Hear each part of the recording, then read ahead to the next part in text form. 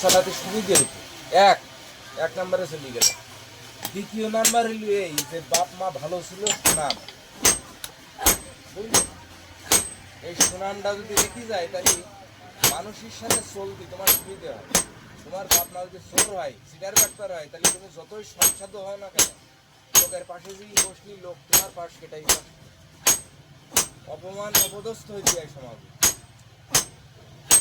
এইবার কথা হইলো গরিব মানুষ এগুলো পারে, সম্মানটাও ধরে রাখতে পারে। আর তৃতীয় নাম্বার হইল সুনাম, কর্মের সুনাম, যেটা হইলো মানে সম্পদ সম্পদের প্রতি তুলনায় অনেক উন্নত। বিশুকার একটা সুনাম করা করো, যথেষ্ট সুনাম আছে। তার কথার পরিপ্রেক্ষিতে হয়তো মানুষকে সুনামটা সেই বদনামটা করে, কিন্তু কর্মযোগ্যতায় আসলে সে সুনাম পূরণের অধিকার। আজকে আমি হাতের বাড়ুতি করছি, এখনো বাগাছড়ার টোটাল বাগাছড়ার কোনো মাদার তৈরি